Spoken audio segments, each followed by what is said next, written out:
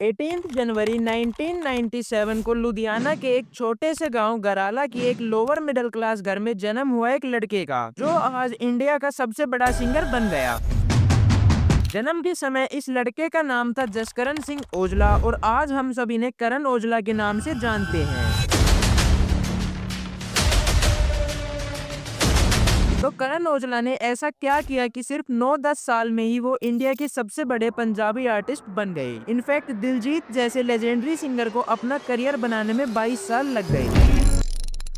जहां 25 साल की उम्र में लोग अपना करियर बनाने की सोचते हैं, वहीं करण ने ऐसा क्या किया कि वो आज इंडिया के one of the most richest and most successful Punjabi singer बन गए, वो भी बिना किसी नेपोटिज्म या फिर बॉलीवुड सपोर्ट के। इस वक्त करण औजला से बेटर लिरिक्स कोई नहीं लिख रहा। दिलजीत दोसांझ पाजी का गाना है गोट, वो इन्होंने 10 मिनट में लिख के दे दिया था।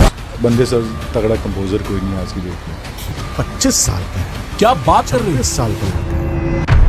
आज की इस वीडियो में हम करण ओजला की पूरी जर्नी को डिटेल में डिस्कस करेंगे कि कैसे एक लोअर मिडिल क्लास घर का लड़का आज इंडिया का सबसे बड़ा पंजाबी सिंगर, लिरिसिस्ट और कंपोजर बन गया।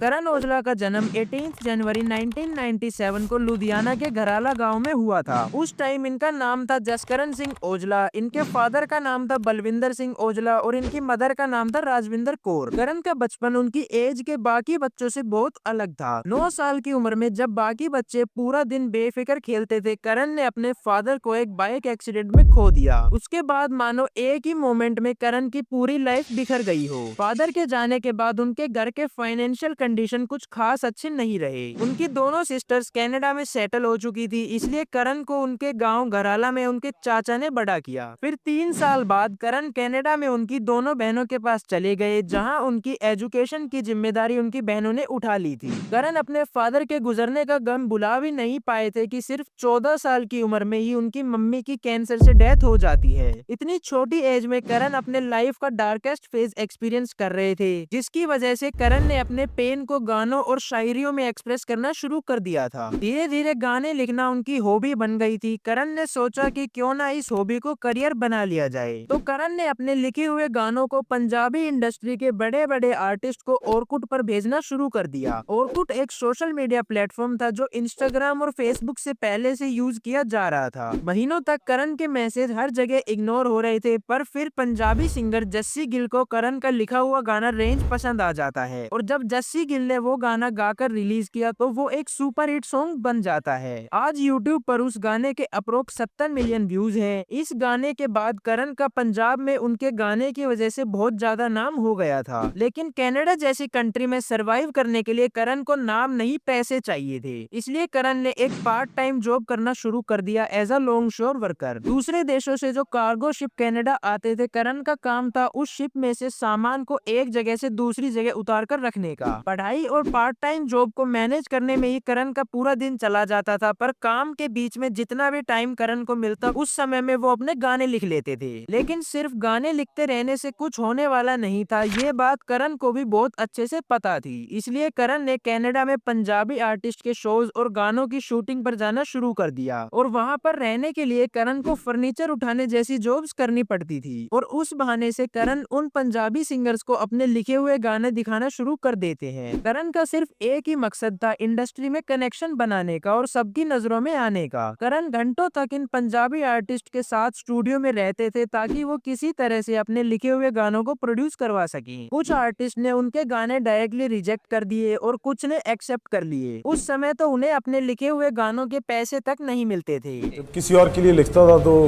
कोई मेरा तो नाम भी नहीं डालते थे।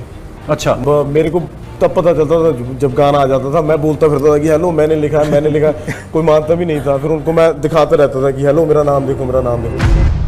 पर करण को पता था कि लॉन्ग टर्म गेम को कैसे खेलना है। उन्होंने पैसे कमाने पर नहीं, बट इंडस्ट्री में अपने नाम को बनाने पर फोकस किया। ऐसे करते करते as a lyricist Karan Aujla Canada में काफी फेमस हो चुके थे। करण को कभी गाने लिखने के $300 तो कभी $400 तो कभी कभी $1000 तक भी मिल जाते थे, लेकिन उनकी असली कमाई थी उनके कनेक्शंस और पंजाबी इंडस्ट्री के बड़े आर्टिस्ट के गानों में उनको क्रेडिट मिलना। करण ओजला की सबसे बड़ी स्ट्रेंथ थी कि उनकी राइटिंग और उनकी मेलोडी अच्छे सिंगर्स और अच्छे परफॉर्मेंस तो बहुत होते हैं, पर अच्छे राइटर होना म्यूजिक इंडस्ट्री में बहुत ही ज्यादा रेयर स्किल है। और इतनी रेयर स्किल होने के बाद भी करण औजला की कोई भी यूनिक आइडेंटिटी नहीं थी। गाना हिट होने के बाद सारे क्रेडिट उस सिंगर को जाते थे एंड करण का नाम किसी को भी नहीं पता था। करण को लिखने के लिए गाने तो मिल रहे थे, लेकिन उन्हें फेम नहीं मिल पा रहा था। और यहीं पर करण एक ऐसा फैसला लेते हैं जो उनकी पूरी जिंदगी बदल देने वाला था। मैंने कहा यार ये चंगा काम है, लाइक कोई जानता ही नहीं, फिर खुद ही करते हैं ना।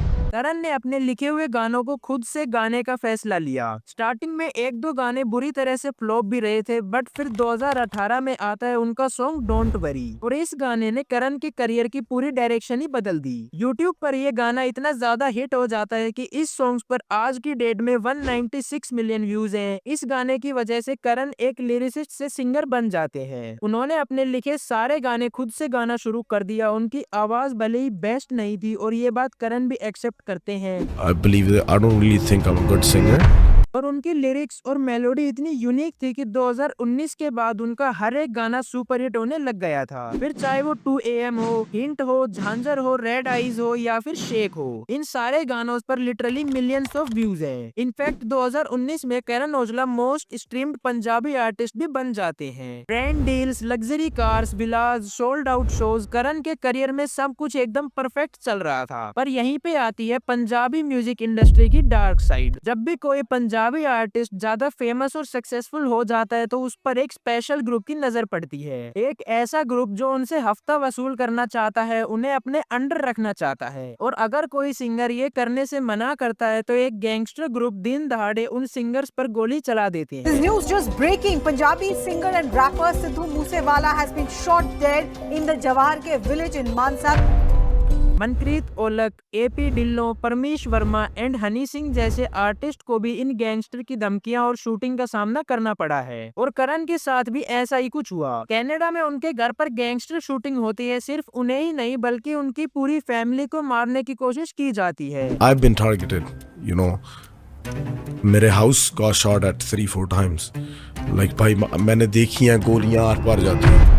इसके बाद करण अपनी सिक्योरिटी तो बढ़ाते ही हैं, पर वो डर कर नहीं बैठते हैं। कनाडा में इन क्रिमिनल गैंग्स के होने की वजह से करण दुबई शिफ्ट हो जाते हैं, जहां वो ज्यादा सेफ थे और अपने म्यूजिक पर बिना किसी स्ट्रेस के फोकस कर सकते थे। फिर 2020 में वो दिलजीत दोसांझ के लिए सुपर हिट सॉन्ग गोट को लिखते हैं। और फिर 2021 में करण औजला अपना पहला एल्बम BTFU रिलीज करते हैं। और यहाँ से शुरू होता है करण औजला का सिर्फ पंजाब में ही नहीं पूरे वर्ल्ड में एक बहुत बड़ा आर्टिस्ट बनने का सफर। करण को पंजाबी इंडस्ट्री के साथ साथ बॉलीवुड के बड़े से बड़े प्रोड्यूसर्स के ऑफर आना शुरू हो जाते हैं। उनका हर सॉन्ग स्पॉटिफाई और यूट्यूब पर ट्रेंडिंग में जाता है। फिर 2023 में आता है उनका सेकंड एल्बम मेकिंग मेमोरीज, जो उनकी फेम और सक्सेस को अलग ही लेवल पर पहुंचा देती है। इस एल्बम के हर एक सॉन्ग पर लिटरली करोड़ में व्यूज है। इसके बाद करण को देश के सबसे बड़े ब्रांड्स की ब्रांड डील्स मिलना शुरू हो जाती है। और 2024 में आता है उनका सॉन्ग तोबा तोबा, जो कि नेशनल सेंसेशन बन जाता है। आज करण औजला के एक कॉन्सर्ट के लिए लोग लिटरली 1 लाख तक की टिकट खरीदने के लिए भी तैयार हैं। तो ये कहना बिल्कुल भी गलत नहीं होगा कि आज की डेट में करण औजला इंडिया के सबसे बड़े पंजाबी सिंगर, लिरिसिस्ट और कंपोजर हैं। करण औजला अभी सिर्फ 28 साल के हैं, तो सोचिए कि आने वाले कुछ सालों में वो और कितना कुछ अचीव कर सकते हैं। अब बात करते हैं करण की जर्नी से हमें क्या कुछ सीखने को मिलता है। मेनली हमें 2 चीजें सीखने को मिलती हैं। चलो एक एक करके डिस्कस करते हैं। पहला है टेकिंग बोल्ड स्टेप्स। 2019 तक करण का पंजाबी इंडस्ट्री में काफी नाम हो चुका था, पर अभी तक वो अपने लिखे हुए गाने खुद नहीं गाते थे।